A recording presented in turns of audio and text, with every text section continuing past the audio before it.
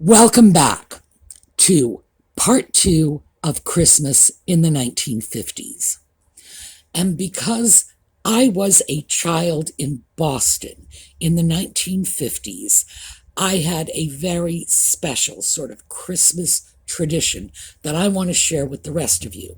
And in addition to sharing the Boston tradition, I am also going to share some of what Colleen Staver got, and she grew up in Dayton, Ohio, and a little bit of Santa's workshops from California. Places like this workshop were all over the country, to some extent or another. I had the good fortune to grow up in Boston, as I say, with one of the most impressive Santa's workshop displays ever. And that's what we're going to take a look at when we come back.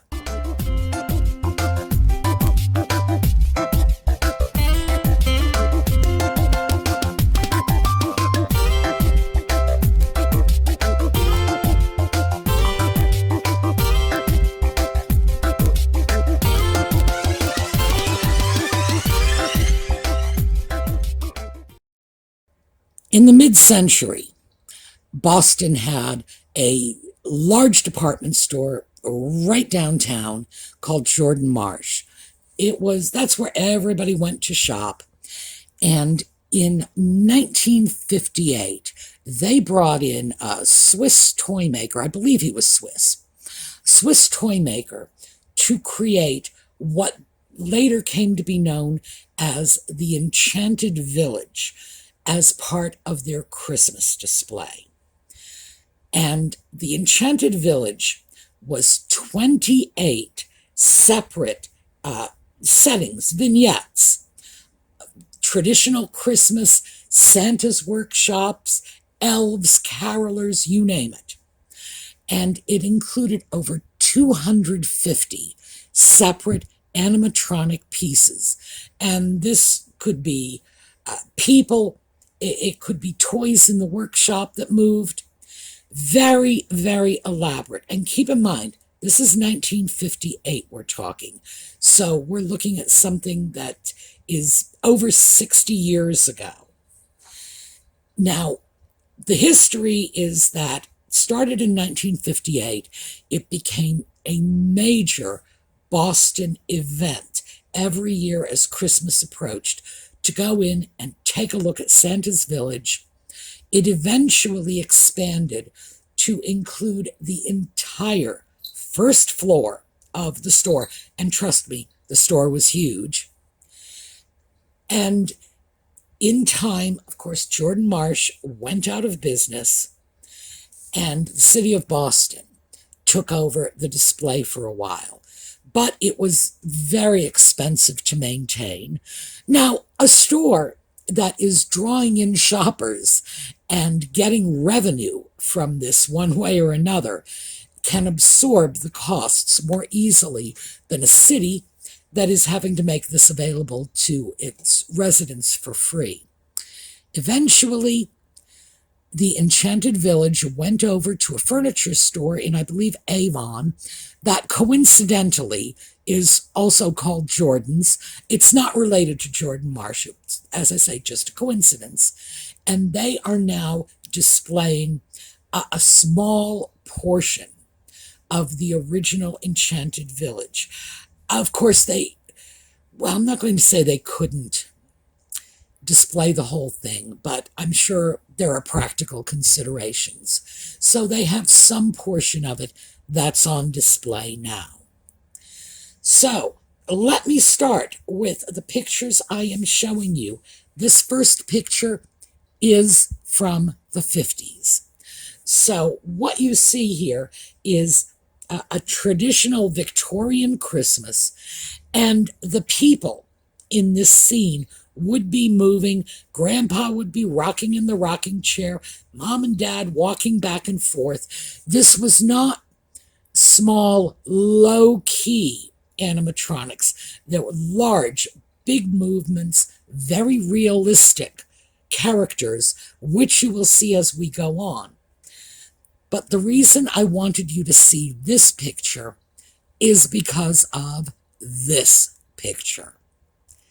And this is a modern picture of the same display. And the reason I want you to see that is because I am showing you pictures from both the 1950s, 1960s, and contemporary pictures. But what I want you to understand is it's the same. We have the same set, the same animatronics.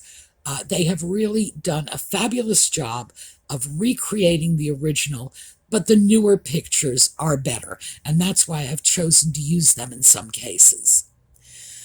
Now, animatronics are, this is like a very, very old technology, and it goes back, 3000 BCE, I'm going to say. Egypt, they have examples of small, primitive animatronic devices. And later, the Greeks, they used a lot of hydraulics in theirs. The Greeks really went to town with this. Whereas the Egyptians would save their animatronics for the temples, the Greeks did use theirs in the temples, but they also did private commissions for wealthy private individuals, and it was all sorts of things. Statues of gods that would smile or wave their hand, or if you would lay a coin in front of them, their arm would just reach out and scoop the coin into their lap. People loved this. This was amazing. And so this is not new. It got a tremendous boost from the watch and clock making industry, and that would have been later in the Renaissance. And there are some animatronic figures from the 17th and 18th centuries that are utterly astounding. When you look at them and watch their movement, it really is as good as anything you could see at Disneyland today. So we're talking about a very old art here. But as a child in the 1950s, never having seen Star Wars or Jurassic Park, I can tell you this was mind-blowing. So what we have here is a picture of this Victorian general store. The Enchanted Village was a Victorian village set up for Christmas. And if you can get a close look at the faces of these children, it's really remarkable. They were so lifelike. This is another scene. Mom is reading to the kids, and there would have been so much movement in this. Now, unfortunately, because the films of this are copyright protected, I can't show you what it was actually like. And frankly, even if I could never convey the magic of seeing something like this for the first time. But this was where everyone in Boston went. Here's another one, another home, and we have the family, and Mom is reading to the kids. In fact, that may be, yes, that is another version of the picture we just saw from another angle, and it's differently lit. This may be the newer picture of the one that I just showed you. As you can see, you would go in and you would walk around the village. They had these little barriers, and there's a reason for that, and you will see later, because I actually did manage to grab a photo of a child attempting to interact with one of the animatronic figures. It was necessary to keep people away from them, because for a lot of kids it was just too enticing. This, again, all you have to do is just take a look at the expressive faces on these automatons. Here we have the general store. We have the children Christmas shopping, all sorts of goodies. And what they were highlighting was the Christmas of the past, the Victorian Christmas. That, by the way, is something we will touch on in future videos when we started later in the 20th century getting very nostalgic for Victorian Christmas. But that's what this was all about. Oh, also, I should tell you, I have always believed that despite the fact that the Enchanted Village lived in Boston, Massachusetts, it was probably set in Victorian England. That was what this was supposed to be, not Victorian United States. Here we have another close-up of a woman having tea, reading a book, but as I say, just notice the figures, notice their faces, notice their hands, notice their costumes, and of course, as you can see, their size in relation to the teacup, the lamp, etc. These were full-sized automatons. Here's another view. Yes, you can see the little logo at the bottom. Part of it is cut off, but yes, the Enchanted Village. And this is photographed from behind the barrier. I do believe this particular photo is of the reconstructive set in the furniture store. Now, this one, I think, may be one of the older photos.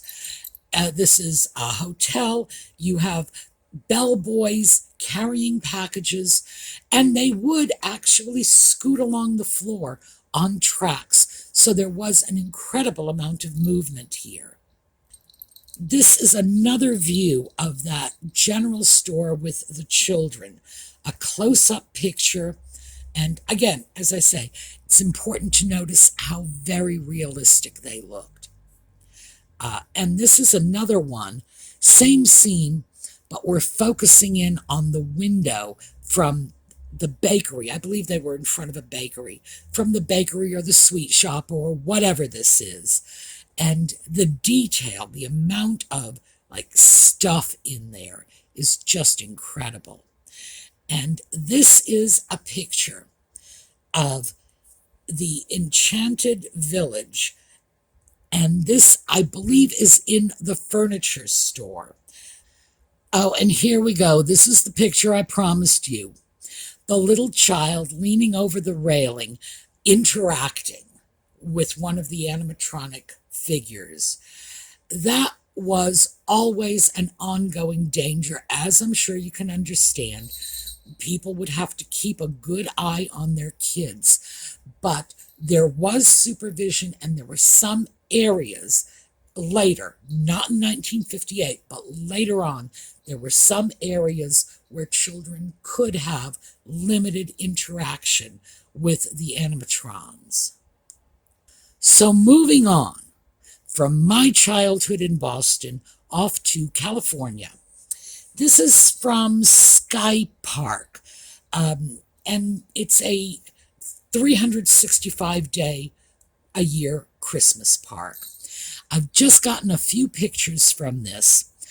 I do not know if they have the same level of animatronic display, but I just wanted to include some pictures from California so that you could see many, many, many communities did this sort of thing and are still doing it today.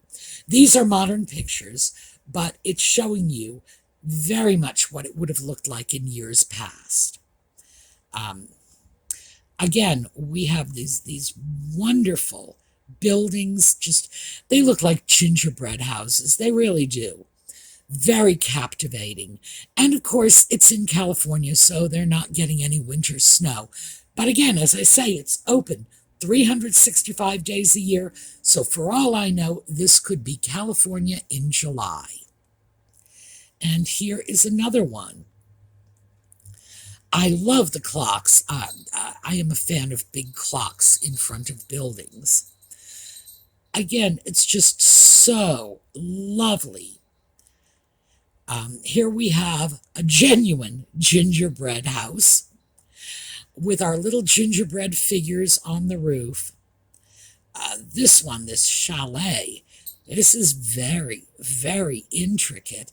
And again, the clock. And remember, I'm a big fan of that sort of thing. And here is another picture. I don't know where this was taken in that park because, as you can see, the background is very limited. But I thought I would just include this because clearly we have a dog interacting with the actors. These are not animatronic figures. These are actors playing Santa and Mrs. Claus, and we've got a dog getting involved in the scene. That was just too precious to pass up. So from there, let's go to Dayton, Ohio. And that's where Colleen Staver grew up. And one of the perks of getting your sleeves rolled up and helping me with the comments on this YouTube channel is that I'm going to share your pictures.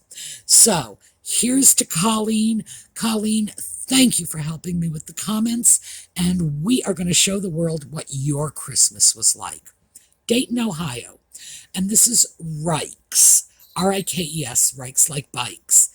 And they were apparently known for their very elaborate store windows. You didn't have to go inside the store in order to get that Christmas display. Just walk past the front window and you would see it. As you can see from the snowsuits, which we don't have anymore, this is an old picture. And these are the children looking. You can't see much of the image because this was all about taking a look at the kids just gathered and transfixed. And that is what it was like. Kids could just stand there for hours staring at these scenes. Here is Rikes from the outside, and obviously they've done quite a job. They have Christmas trees up above the overhang over the first floor. They have Santa, they have the reindeer. They really went to a lot of trouble on this one. And here's one of their Christmas windows. I'm not sure what's going on here. There's just a lot of color and a lot of Santa's elves. That's what it is. Aha, I knew it would come to me. These were animatronics as well.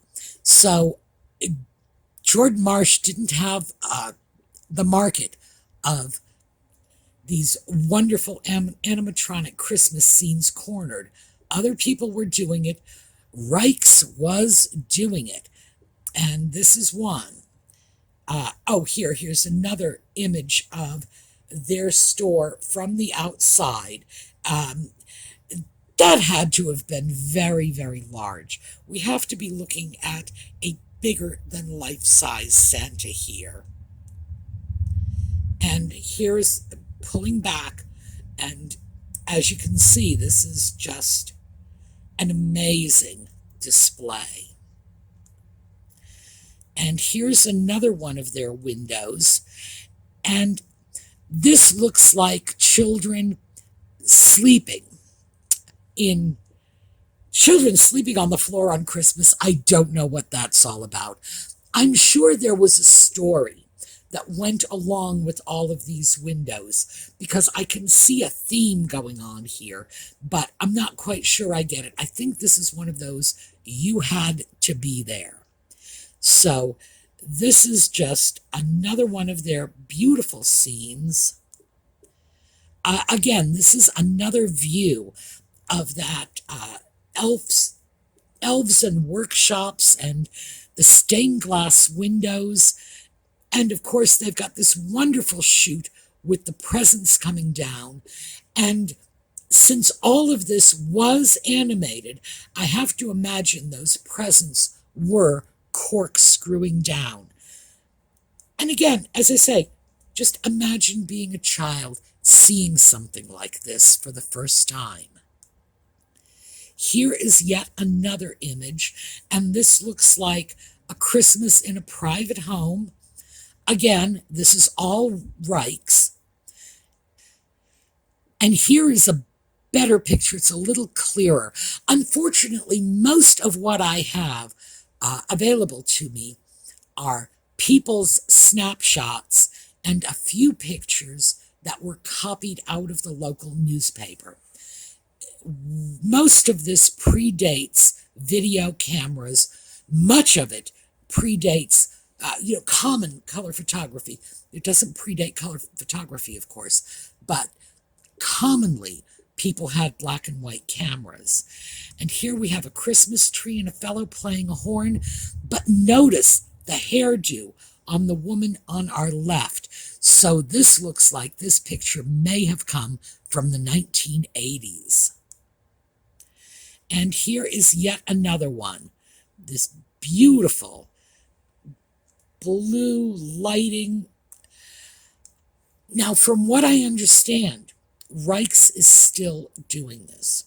Jordan Marsh is not. As I say, Jordan Marsh is closed. It no longer exists. It feels like somebody just took a pair of scissors and cut a piece of my childhood out. But I understand that Reichs is, in fact, still doing this sort of thing. Okay, so this is what I have for you. Magical Christmases from the 1950s. This is the point in history. And remember, Disneyland opened in the 1950s. So this is the point in history when we felt we really needed to crank it up a notch. And boy, some people really did a fine, fine job of it. All right, next week we are going to get back on track. We're going to take a look at Christmas in the 1960s and 70s. In the meantime, we're going to take a look at a slideshow on the way out. So have a terrific day.